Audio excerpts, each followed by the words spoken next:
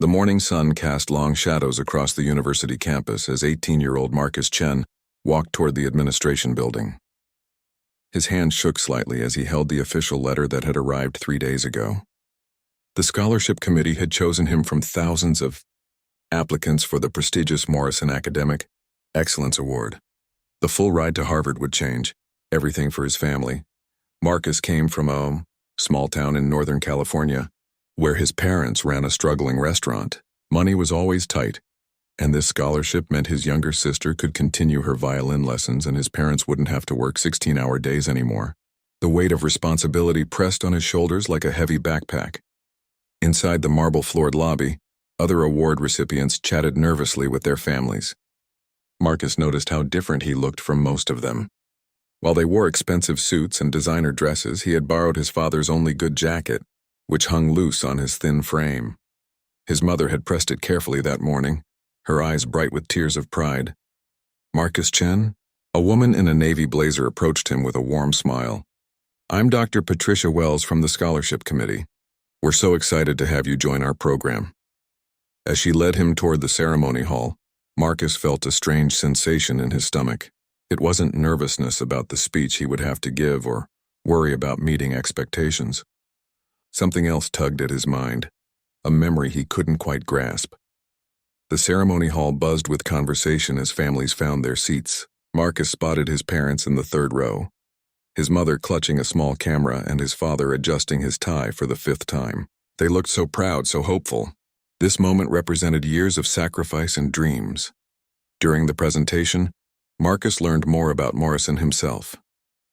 The wealthy philanthropist had established the scholarship program 20 years ago, after losing his own son in a car accident. The award came with strict requirements: maintain a 3.8 GPA, complete community service hours, and uphold moral standards that reflected the Morrison family values. When his name was called, Marcus walked across the stage feeling like he was floating. The applause seemed distant and muffled.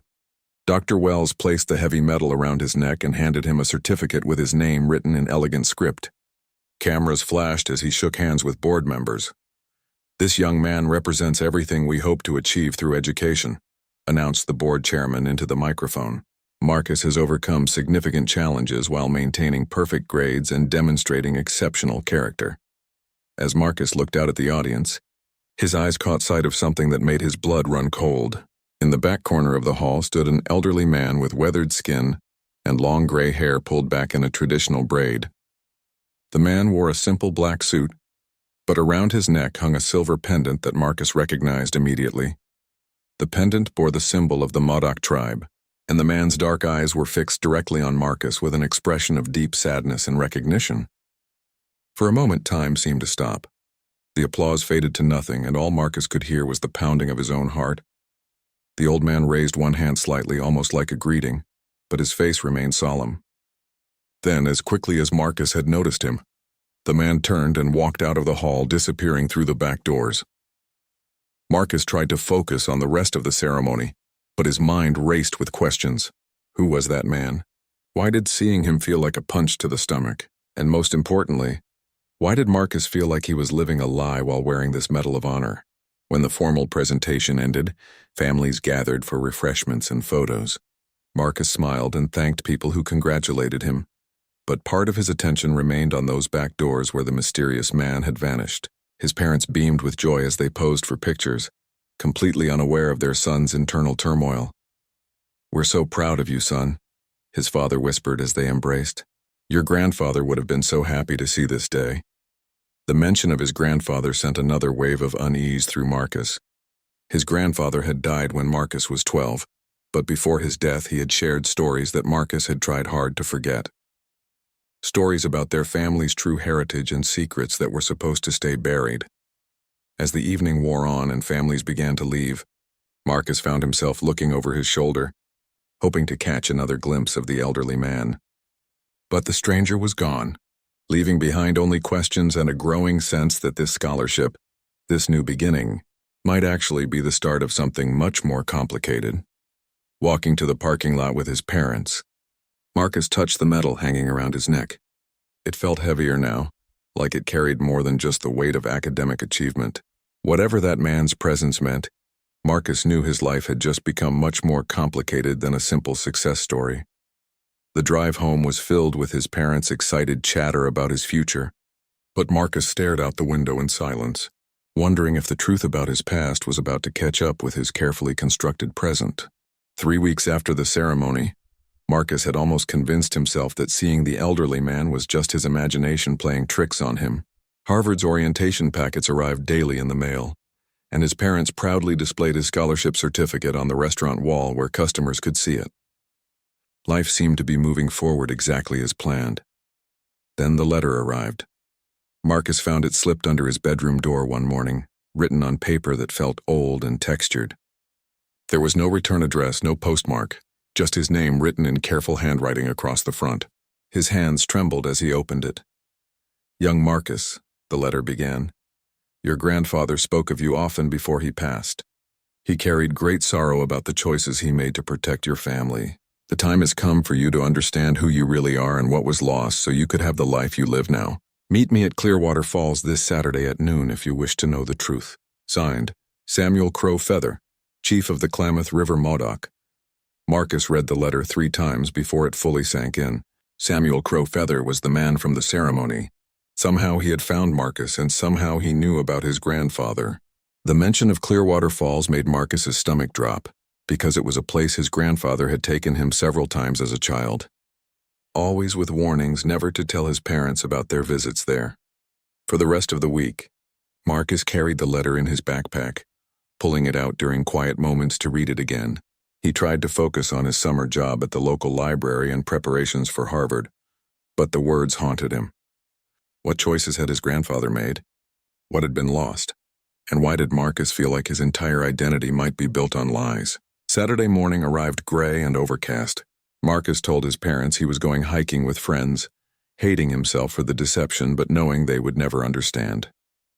The drive to Clearwater Falls took 40 minutes through winding mountain roads that brought back childhood memories of his grandfathers, weathered hands on the steering wheel and the old man's stories about their ancestors.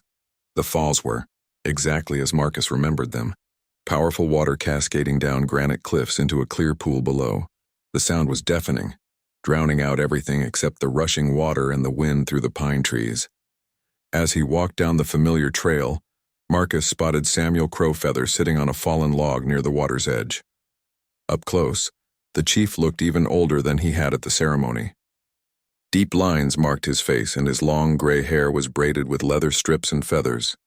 He wore simple jeans and a flannel shirt, but the silver pendant around his neck caught the filtered sunlight streaming through the trees. "You came," Samuel said without looking up. "Your grandfather said you would be curious enough to seek answers even when they might be painful." Marcus sat down on a nearby rock, maintaining some distance. "I don't understand what this is about.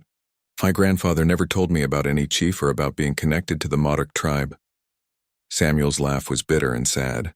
"Your grandfather was a brave man who made an impossible choice. He was born Joseph Crow Feather, my younger brother. When he was 20, he fell in love with your grandmother, who was Chinese American. In those days, mixed marriages faced hatred from both communities." The words hit Marcus like physical blows. His grandfather, Joseph Chen, had always claimed to be Chinese American. The family restaurant specialized in Chinese cuisine, and Marcus had grown up thinking he was half Chinese and half generic American. The idea that his grandfather had hidden an entire Native American identity seemed impossible. "I don't believe you," Marcus said. But even as he spoke, he remembered things that suddenly made sense. His grandfather's unusual knowledge of local plants and animals, the way he could predict weather changes, the stories he told about spirits in the mountains that Marcus had assumed were just folklore. Samuel reached into his jacket and pulled out an old photograph. It showed 2 young men standing beside a traditional dwelling, both wearing Native American clothing. One of them looked exactly like Marcus's grandfather, but younger. "This was taken on the reservation in 1952, Samuel explained. "Joseph was 18, the same age you are now. He was being prepared to become a spiritual leader for our people.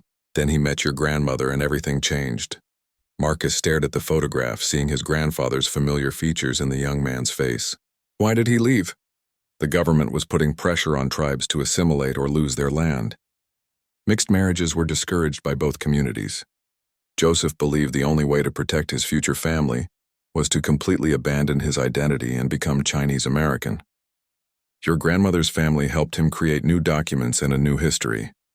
The sound of the waterfall seemed to grow louder as Marcus processed this information. His entire family history was a carefully constructed lie. What does this have to do with me? Samuel's eyes grew intense. When your grandfather left, he was engaged to marry a young woman from our tribe. She died the following winter from pneumonia, still waiting for him to return. Her name was Elizabeth Running Bear, and she was my daughter. The words hung in the air between them like a physical presence. Marcus felt the ground shift beneath him as he realized the depth of the betrayal. His grandfather hadn't just abandoned his culture. He had abandoned a fiancée who died believing he would come back. She loved him until the day she died. Samuel continued, his voice thick with old grief. She refused to marry anyone else, convinced that Joseph would return to honor his promises. I watched my daughter waste away, holding on to hope that was never coming. Marcus stood up abruptly, pacing to the edge of the water. Why are you telling me this? My grandfather is dead. There's nothing I can do about choices he made before I was born. Because you're living the life that cost my daughter hers, Samuel said quietly. Because you're accepting honors and achievements built on a foundation of abandonment and lies. Because the scholarship you just received was funded by Morrison Industries, the same company that helped the government pressure tribes to give up their land. The final revelation hit Marcus like a punch to the stomach. The Morrison scholarship, his ticket to success and his family's hope for a better future, was connected to the very forces that had driven his grandfather away from his people and his promises. What do you want from me? Marcus asked, his voice barely audible over the rushing water. Samuel stood slowly, his old joints protesting. I want you to understand the cost of the choices your family made. I want you to know that your success comes at the price of forgotten promises and abandoned responsibilities, and I want you to decide whether you can live with that knowledge. As Samuel walked away, disappearing into the forest like a ghost, Marcus remained by the waterfall for hours. The metal in his backpack felt like it weighed 1,000 pounds, and for the first time in his life, he questioned whether achieving his dreams was worth the price others had paid for his opportunities. Marcus couldn't eat or sleep properly for days after meeting Samuel Crowfeather. He found himself staring at his grandfather's old photographs with new eyes, searching for clues he had missed. The man he thought he knew seemed like a stranger now, and every family story felt suspect. His parents noticed his distraction but attributed it to pre-college nerves. His mother made his favorite dishes, and his father shared proud stories about the scholarship with every customer who came into the restaurant. Their joy felt like knives twisting in Marcus's chest because their happiness was built on the same lies that had consumed his grandfather's life. Unable to bear the uncertainty any longer, Marcus decided to search his grandfather's belongings, which were stored in boxes in the garage. His parents had never thrown anything away after the old man died, claiming they would sort through it eventually. Now Marcus was grateful for their procrastination. The first box contained typical items: old clothes, reading glasses, books about gardening and cooking. But in the second box, hidden beneath layers of yellowed newspapers, Marcus found a small wooden chest he had never seen before. The wood was carved with symbols that looked Native American, and the metal clasp was green with age. Inside the chest, wrapped in soft leather, Marcus discovered items that confirmed Samuel's story. There was a traditional Modoc necklace made of carved bone and turquoise beads. Several photographs showed his grandfather in Native American clothing, participating in ceremonies and dances. There were also letters, dozens of them, all addressed to Joseph Crowfeather in feminine handwriting. With shaking hands, Marcus opened one of the letters. It was dated 6 months after his grandfather had supposedly left the reservation. My dearest Joseph, it began. I know you said you needed time to think about our future, but winter is coming and I grow worried. The elders speak of changes coming to our land, and I fear we may be separated if you don't return soon. I dream of our wedding ceremony every night and count the days until you come home to me. All my love, Elizabeth. The letter was signed with a small drawing of a bear paw, which Marcus remembered seeing in some of his grandfather's old sketches. As he read letter after letter, a heartbreaking story emerged. Elizabeth had written faithfully for 3 years, her tone gradually changing from loving anticipation to confused worry to desperate pleading. The final letter was different from the others. It was written in a shaky hand and dated just 2 weeks before what Marcus now realized must have been Elizabeth's death. Joseph, I am very sick, and the medicine man says I may not recover. I have waited for you as long as I can, but I fear I will die without seeing your face again. Please know that I have loved you with all my heart, and I forgive you for whatever kept you away. I pray that someday you will find happiness, even if it cannot be with me. Elizabeth. Marcus sat on the garage floor surrounded by the evidence of his grandfather's abandoned life and felt something break inside his chest. Elizabeth Running Bear had died alone, still loving a man who had chosen a different path without even telling her goodbye. The cruelty of it overwhelmed him. But there was more in the chest. At the bottom, Marcus found a journal written in his grandfather's handwriting. The entries spanned several decades, chronicling his internal struggle with the choice he had made. 55. Married my beautiful Anna today. She makes me happy, but I cannot stop thinking about Elizabeth. What kind of man abandons the woman he promised to marry? What kind of man lies about who he is to the woman he marries? 1962. My son was born today. I named him David, which means beloved in English, but in my heart I also gave him the name Gentle Bear, in honor of the Modoc traditions I can never teach him. He will never know his true heritage because I am too much of a coward to face what I left behind. 1975. Heard through distant relatives that Samuel Crow Feather is now chief of our people. I wonder if he knows what happened to Elizabeth. I wonder if he hates me as much as I hate myself. 1988. My grandson Marcus was born today. He has the eyes of my grandfather, the last true spiritual leader our family produced. Sometimes I think about telling him the truth when he's older, but what good would it do? The damage is done, and some secrets are meant to stay buried. The journal entries continued for years, chronicling his grandfather's ongoing guilt and internal conflict. Near the end, written just months before his death, Marcus found an entry that made him gasp. The boy is going to be something special. He's smart and kind, with a natural curiosity about the world. Sometimes when I watch him, I see the leader I was supposed to become before I lost my way. Maybe his success can somehow balance the scales for what I destroyed. Maybe his achievements can honor Elizabeth's memory in a way my cowardice never could. Marcus closed the journal and sat in the dusty garage as evening shadows grew longer. His grandfather had seen Marcus's potential and had hoped that his grandson's success might somehow redeem his own failures. But now Marcus knew that his achievements were built on a foundation of abandonment and broken promises. The worst part was realizing that his parents knew nothing about any of this. His father had grown up believing his own father was Chinese American, never questioning the gaps in family history or the way his grandfather sometimes seemed to know things about local wildlife and weather that didn't match his supposed background. As Marcus repacked the chest, he found one final item that had been hidden in a secret compartment at the bottom. It was a modern business card for Morrison Industries Land Development and Resource Management. On the back, someone had written in his grandfather's handwriting, "They bought our sacred lands for pennies." The irony that they now fund education scholarships is not lost on me. The connection was complete. The Morrison family had profited from forcing Native American tribes off their land, and now they funded scholarships like the one Marcus had received. His grandfather had known this and had still encouraged Marcus to pursue academic excellence, perhaps hoping that education could be a tool for justice rather than continued oppression. Walking back into the house, Marcus felt like he was seeing his family home for the first time.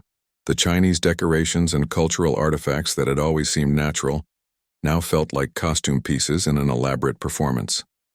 His parents chatted happily about dinner plans and Harvard preparations, completely unaware that their son had just discovered their entire family identity was built on lies. That night, Marcus lay in bed staring at the ceiling and wrestling with an impossible decision. He could keep the secret, go to Harvard, and build a successful life on the foundation his grandfather had created through abandonment and deception. Or he could expose the truth and watch his family's carefully constructed world crumble around them. Either choice felt like a betrayal, and Marcus finally understood the weight of guilt that had consumed his grandfather for 60 years. Marcus spent the next 2 weeks living in two worlds simultaneously. During the day, he went through the motions of preparing for Harvard. attending orientation meetings and shopping for dorm supplies with his parents. But at night he secretly researched everything he could find about the Modoc tribe and the Morrison family's business dealings. What he discovered made his stomach turn. Morrison Industries had indeed been instrumental in forcing several tribes off their lands in the 1950s and 1960s, using a combination of legal pressure and economic manipulation. The same lands were now worth millions of dollars in timber and mineral rights.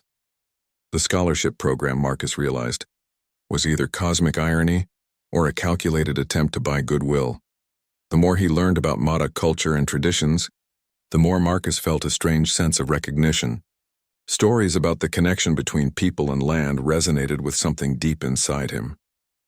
Traditional values about community, responsibility, and honoring ancestors made more sense to him than the individual achievement focus he had grown up with. But understanding his heritage also meant accepting that his entire life was built on his grandfather's betrayal of these same values. One evening, while his parents were working late at the restaurant, Marcus made a decision that terrified him. He called the number on Samuel Crowfeather's business card, which he had found written on a scrap of paper tucked inside his grandfather's journal. "I need to see you again," Marcus said when Samuel answered. "There are things I need to understand." They agreed to meet at a coffee shop in the next town over, somewhere Marcus wouldn't run into anyone he knew.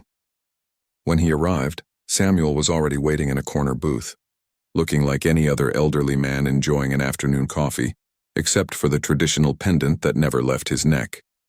"You've been thinking about our conversation," Samuel observed as Marcus sat down. "I found my grandfather's things," Marcus said quietly. "I read Elizabeth's letters. I know what he did was wrong, but I also know that telling the truth now will destroy my parents. They've built their entire lives around a lie they don't even know exists." Samuel nodded slowly. "Your grandfather wrestled with the same dilemma for 60 years. He wanted to tell the truth, especially near the end. But he was afraid of hurting the family he had built with his deception." "So what am I supposed to do?" Marcus asked, frustration creeping into his voice. "Give up Harvard and tell my parents their whole life is a lie? Reject the scholarship and explain that it's blood money? How does that help anyone?" "Those are the wrong questions," Samuel said gently. "The question isn't whether you should destroy what exists. The question is whether you can live authentically while carrying the weight of hidden truth." Marcus stared into his coffee cup, watching the cream swirl in patterns that reminded him of the water at Clearwater Falls. "I don't know what that means." Samuel reached into his jacket and pulled out a small wrapped bundle. "This belonged to Elizabeth. She made it for your grandfather as a wedding gift." He unwrapped a beaded bracelet with intricate patterns in blue and white. She worked on it for months, incorporating symbols that represented their shared future and the children they hoped to have. The bracelet was beautiful, but holding it felt like holding a piece of someone's broken heart. Marcus could almost feel Elizabeth's hopes and dreams woven into every bead. "She never married," Samuel continued, "never had children, never got to use the traditional baby names she had chosen or teach the songs she had learned from her grandmother. When she died, all of that knowledge died with her." "Why are you telling me this?" Marcus whispered. "Because you have the chance to honor her memory in a way your grandfather never could. You can use your education and opportunities to serve the community that was abandoned. You can carry forward the traditions that were lost." Marcus felt a spark of something that might have been hope. "You mean I could keep the scholarship but use it differently? I mean, you could stop seeing this as a choice between truth and lies, and start seeing it as a choice between selfishness and service." Samuel's eyes were kind but intense. "Your grandfather chose his individual happiness over his community responsibilities. You have the chance to make a different choice." Over the next hour, Samuel explained what that different choice might look like. Marcus could go to Harvard and study law or business, but focus on courses that would help him advocate for Native American rights. He could use his privilege and education to fight against companies like Morrison Industries. He could learn traditional Modoc practices and help preserve cultural knowledge that was in danger of being lost forever. "But what about my parents?" Marcus asked. "They've sacrificed everything for my success. How can I change direction without explaining why?" "You don't have to change direction," Samuel said. "You just have to change your destination. Success in college, success in a career, success in life, none of that has to change. But your reasons for pursuing success can honor both the family that raised you and the heritage that was hidden from you. As they prepared to leave, Samuel handed Marcus a business card for Dr. Maria Santos, a professor at UC Berkeley who specialized in Native American studies and law. If you decide you want to learn more about your heritage while you're getting your education, she can help guide you. She's Modoc like us, and she's spent her career fighting for tribal rights through the legal system. Walking to his car, Marcus felt something shift inside him. For the first time since learning the truth about his grandfather, he didn't feel trapped between impossible choices. He felt like he had discovered a path that could honor everyone. His parents who had sacrificed for his education, his grandfather who had lived with regret, Elizabeth who had died with unfulfilled hopes, and his own need to live authentically. That night, Marcus called Dr. Santos and had a long conversation about what it meant to reclaim heritage that had been lost through historical trauma. She explained that many Native American students struggled with similar identity questions, especially those whose families had been forced to assimilate or hide their backgrounds.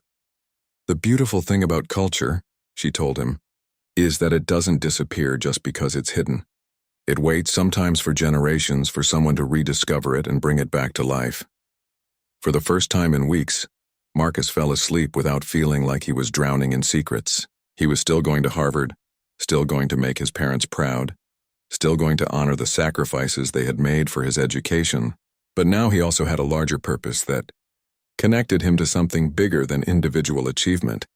He was going to become the bridge between the family his grandfather had created and the community his grandfather had abandoned.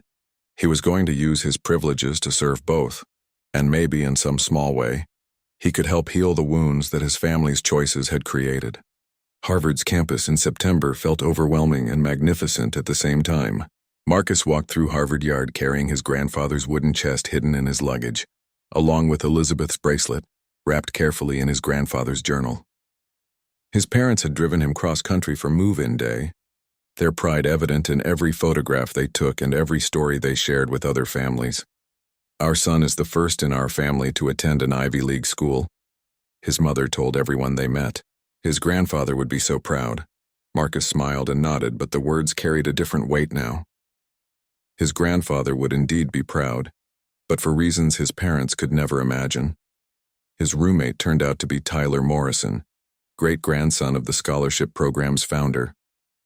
Tyler was friendly and well-meaning, but every conversation reminded Marcus of the complicated history that connected their families. When Tyler casually mentioned that his great-grandfather had been a pioneer in land development out west, Marcus had to excuse himself to walk around campus until his anger cooled. Dr. Santos had connected Marcus with other Native American students at Harvard, and he began attending meetings of the Indigenous Students Association. At first, he felt like an imposter sitting in circles with students who had grown up on reservations and spoke their tribal languages fluently. His identity felt borrowed and incomplete compared to theirs. "You're not the first person to discover hidden heritage," explained Sarah Whitehawk, a senior majoring in government who had become Marcus's mentor. "Forced assimilation affected thousands of families. The fact that you're here now, trying to reconnect, is what matters." Through the Indigenous Students Association, Marcus learned about ongoing legal battles over tribal sovereignty and land rights. He discovered that Morrison Industries was still actively involved in resource extraction projects that affected Native communities. The irony of accepting their scholarship while learning about their continued harm to his people created a constant knot in his stomach. But Marcus also found purpose in his coursework. He declared a double major in government and environmental studies, focusing on classes that would prepare him to advocate for Indigenous rights. His professors were impressed by his passion for environmental law and his detailed research on corporate responsibility in resource extraction. What they didn't know was that Marcus spent his evenings learning Modoc language basics through online resources and traditional stories, through books Dr. Santos had recommended. He practiced beadwork techniques he found in cultural preservation websites and read everything he could find about traditional Modoc spiritual practices. The hardest part was maintaining his relationship with his parents while growing into his newfound identity. During their weekly phone calls, He shared stories about his academic success but couldn't mention the cultural explorations that were becoming increasingly important to him. When they visited for Parents' Weekend, Marcus had to hide the traditional items he had begun collecting and the research papers he was writing about tribal rights. "You seem different," his mother observed during their visit. "More serious, maybe? Are you working too hard?" "College changes people," Marcus replied, which was true even if it wasn't the whole truth. His relationship with Tyler also became increasingly complicated as the semester progressed. Tyler was genuinely kind and often invited Marcus to family events where he met other Morrisons, including board members of the foundation that funded his scholarship. They treated Marcus like a success story, often asking him to speak at donor events about how the scholarship had changed his life, standing in front of wealthy donors and talking about opportunity and gratitude while knowing the history of their wealth felt like swallowing glass. But Marcus learned to use these opportunities strategically, subtly incorporating mentions of environmental responsibility and corporate accountability into his speeches. "Believe that true success means using our privileges to address historical injustices," he said at one donor dinner, making eye contact with Morrison family members. "Education should help us understand how past actions created current inequalities and how we can work to remedy them." Some donors nodded approvingly, thinking he was talking about general social justice. The Morrison family members looked slightly uncomfortable, but couldn't argue with such idealistic sentiment from their scholarship recipient. Meanwhile, Marcus's secret correspondence with Samuel Crowfeather continued throughout the semester. Samuel shared stories about traditional Modoc life and modern tribal challenges, while Marcus reported on his studies and growing understanding of legal strategies that could help indigenous communities. "You're becoming the bridge your grandfather could never be," Samuel wrote in one letter. "But remember that bridges bear weight from both directions. Make sure you're strong enough to handle the pressure." The pressure was indeed intense. Marcus maintained a 4.0 GPA while managing his double major, participating in indigenous student activities, attending donor events, and secretly learning about his hidden heritage. He also struggled with increasing guilt about deceiving his parents and growing resentment toward the Morrison family's continued exploitation of tribal lands. The breaking point came during Thanksgiving break when Marcus returned home to find his parents planning a celebration dinner at the restaurant. They had invited local newspaper reporters to write a story about their son's success at Harvard, and they wanted to display his scholarship award prominently during the interview. Sitting in the restaurant surrounded by Chinese cultural decorations while reporters asked about his family's immigrant success story, Marcus felt like he was drowning in lies. Every question about his grandfather's journey to America and his family's cultural traditions felt like another betrayal of Elizabeth's memory and his own growing identity. "Your grandfather must have been an extraordinary man to raise a son who would sacrifice so much for his children's education," one reporter observed. "He was complicated," Marcus replied carefully. "He carried a lot of weight from choices he made when he was young. I think he hoped my success might somehow balance the scales for things he regretted." His parents looked puzzled by this answer, but the reporters interpreted it as touching humility about family sacrifice. That night, alone in his childhood bedroom, Marcus made a decision that terrified and excited him equally. He was going to stop living in two separate worlds. He was going to find a way to honor both his Chinese-American family and his Modoc heritage authentically, even if it meant revealing truths that would change everything. But first, he needed to understand exactly what those truths would cost and whether his family's love was strong enough to survive them. The spring semester would bring new challenges, but Marcus was finally ready to stop hiding from who he really was and start becoming who he was meant to be. Spring semester brought an unexpected crisis that forced Marcus to confront all the contradictions in his life at once.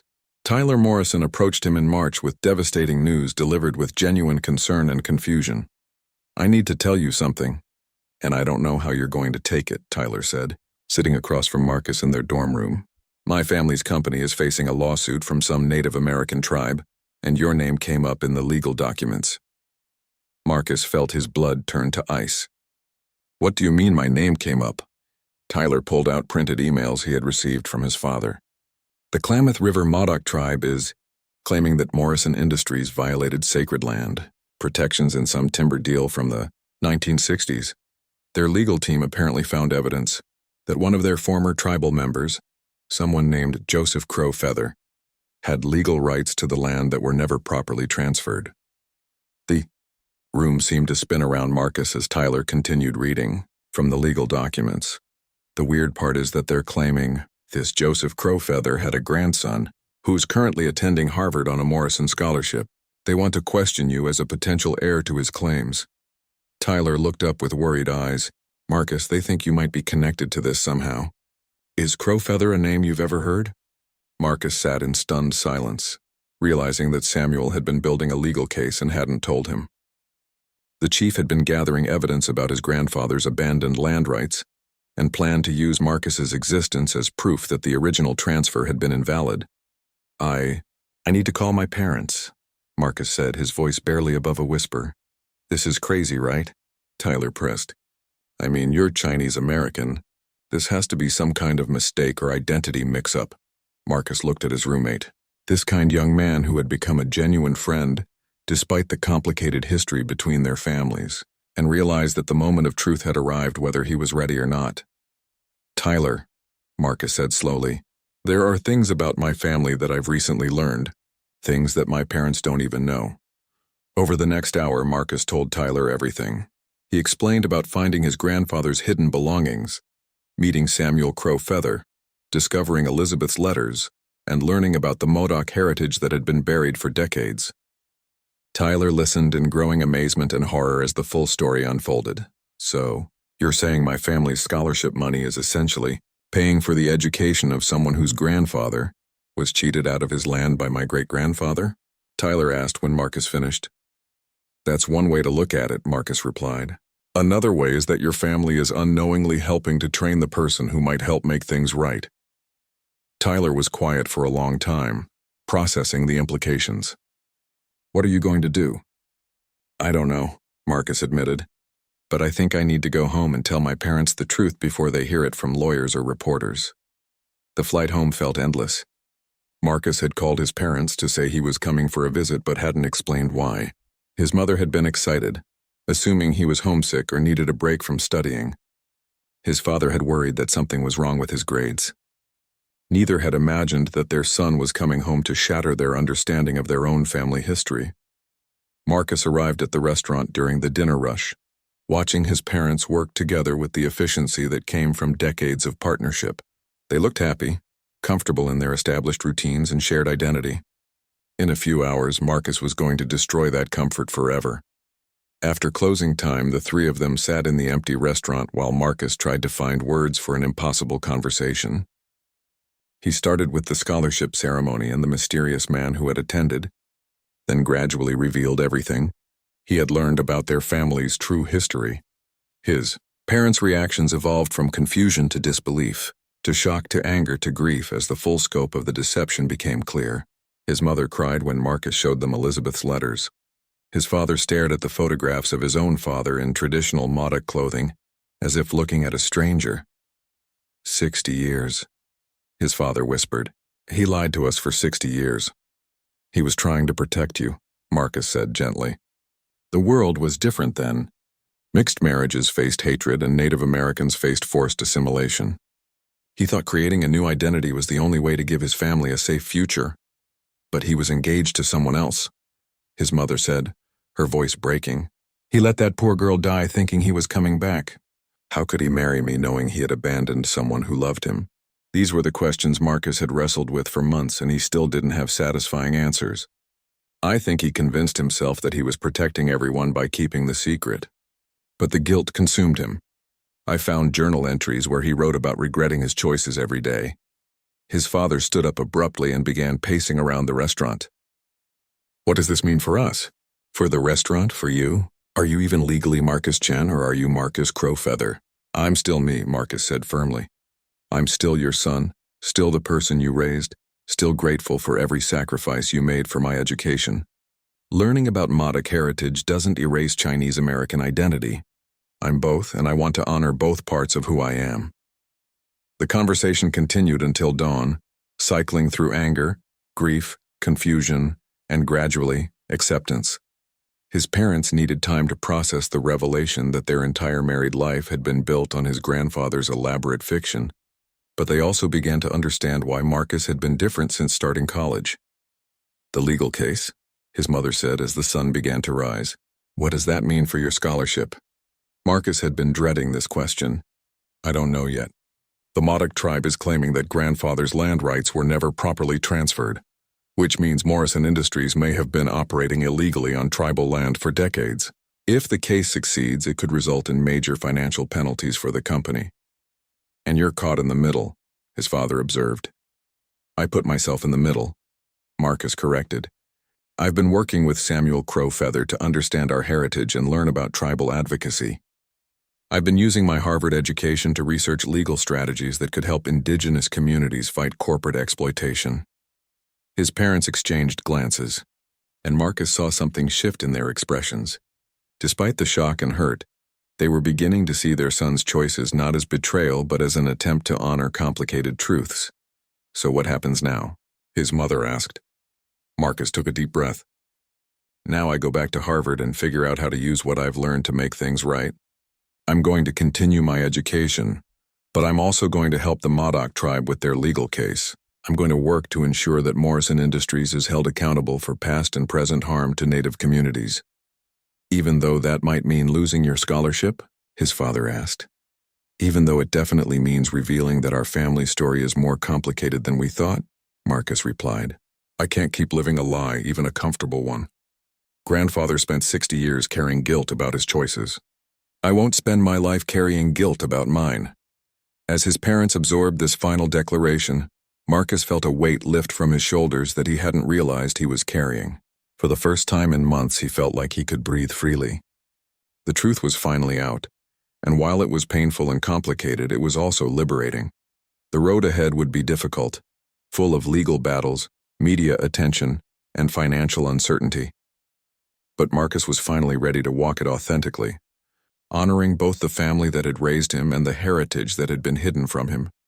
The masked reality he had been living was about to be completely unraveled, but for the first time, that felt like a beginning rather than an ending. The news broke 3 weeks after Marcus returned to Harvard. "Morrison Scholarship recipient central to tribal land rights lawsuit," read the headline in the Harvard Crimson, followed quickly by national news outlets picking up the story.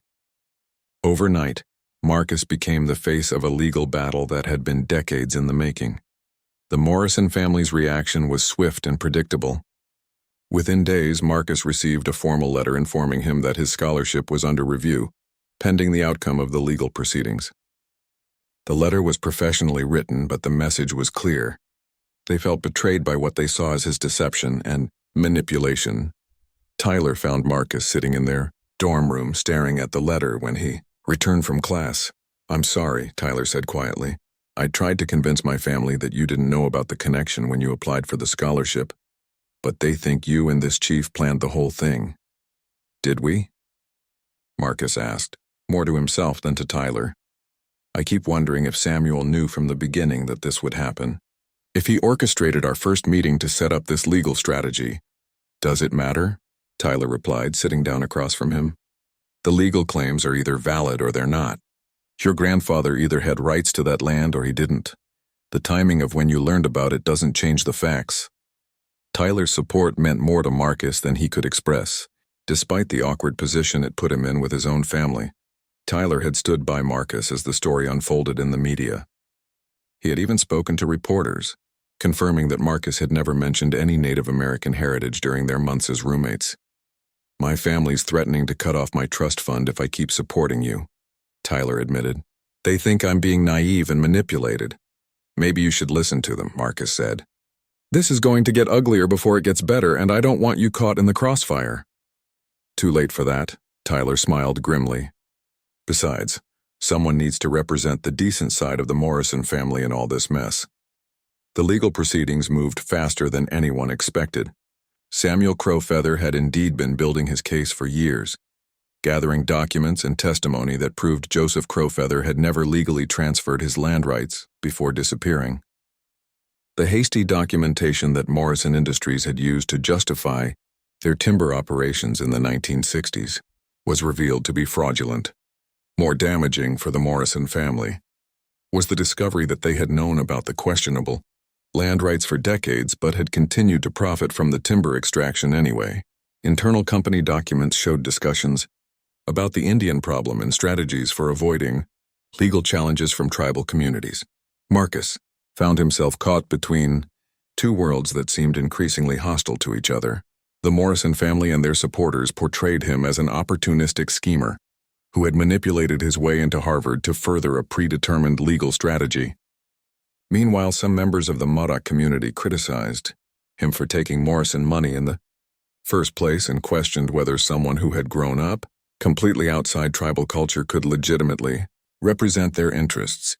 "You're not Modoc enough for the traditionalists and too Modoc for the Morrisons," Samuel observed during one of their regular phone calls. "Welcome to the life of a bridge person. It's uncomfortable, but it's necessary." The pressure affected Marcus's academic performance for the first time in his life.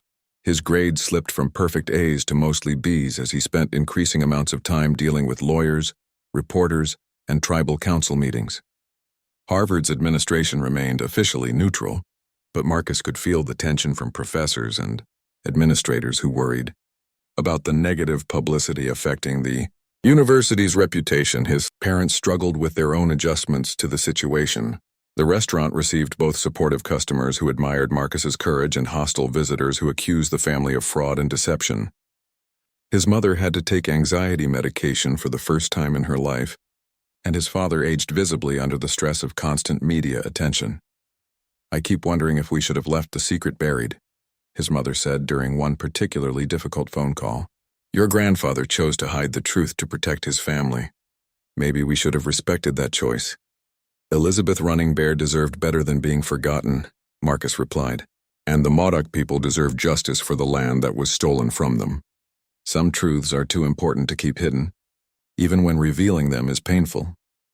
The breakthrough in the case came from an unexpected source. Dr. Maria Santos, the UC Berkeley professor who had been mentoring Marcus, discovered additional documents in university archives that proved Morrison Industries had not only known about the fraudulent land transfers but had actively bribed government officials to approve them despite knowing they violated tribal treaties. With this evidence, the legal case transformed from a complex property dispute into a clear-cut criminal fraud investigation. The Morrison family faced not only the loss of valuable timber rights, but potential criminal charges for conspiracy and bribery. As the walls closed in around Morrison Industries, something unexpected happened. Tyler's father, David Morrison, reached out to Marcus directly, requesting a private meeting. They met at a small cafe near Harvard, two young men carrying the weight of their family's complicated history. David Morrison looked tired and older than his 55 years as he sat across from Marcus. "I want you to know that I personally never knew about the fraudulent documents," David said without preamble. "My father and grandfather kept those secrets from their own families as well as from the public." Marcus studied the man's face, seeing genuine distress and confusion. "What are you saying?" "I'm saying that you're not the only person who discovered that his family history was built on lies and cover-ups," David replied. "I'm also saying that Morrison Industries is going to do the right thing, even if it destroys us financially." Over the next hour, David Morrison outlined a proposal that stunned Marcus with its scope and sincerity. Morrison Industries would return all disputed lands to the Modoc tribe, pay substantial reparations for decades of illegal timber extraction, and establish a permanent fund for Native American education and cultural preservation programs. "We can't undo the damage that was done," David said, "but we can try to make sure our company's future actions honor the communities we harmed instead of continuing to exploit them." The proposal required approval from tribal councils and would take months to finalize, but it represented a level of acknowledgement and accountability that few corporations had ever offered to indigenous communities. As Marcus walked back to campus after the meeting, he felt Elizabeth's beaded bracelet under his shirt, where he had taken to wearing it as a reminder of promises that needed to be kept. His grandfather had spent 60 years living with the consequences of choices made out of fear and self-interest. Marcus had chosen a different path, one that honored both his Chinese-American family and his Modoc heritage, even when it meant facing painful truths and uncertain futures. The Morrison Scholarship was officially terminated, but Marcus had secured new funding through tribal education programs and environmental justice organizations that supported his academic goals. He would graduate from Harvard as planned, but his senior thesis would focus on corporate accountability in cases of historical injustice against indigenous communities. Tyler remained his roommate and close friend, despite ongoing family pressure. Someone has to be the Morrison who learns from this instead of just suffering from it, Tyler explained when Marcus asked why he was willing to risk so much. On graduation day, as Marcus walked across the stage to receive his diploma, he spotted Samuel Crowfeather in the audience wearing traditional regalia and sitting next to Marcus's parents. The sight of the Chinese-American couple and the Modoc chief applauding together represented everything Marcus had hoped to achieve through his painful journey toward authentic identity. After the ceremony, Samuel approached Marcus with a gift wrapped in traditional cloth. "This belonged to Elizabeth," Samuel said as Marcus unwrapped a beautiful necklace made of carved bone and turquoise stones. "She would have given it to her husband on their wedding day. I think she would want you to have it, to remember that some promises can be kept even across generations." As Marcus fastened the necklace around his neck, he felt the weight of history and responsibility, but also the lightness that comes from living authentically. His masked reality had been completely unraveled, but from the pieces he had built something new and true. The 18-year-old boy who had accepted an award based on lies was gone. In his place stood a young man ready to spend his life building bridges between communities, honoring the past while working toward a more just future, and proving that sometimes the most difficult truths lead to the most meaningful transformations.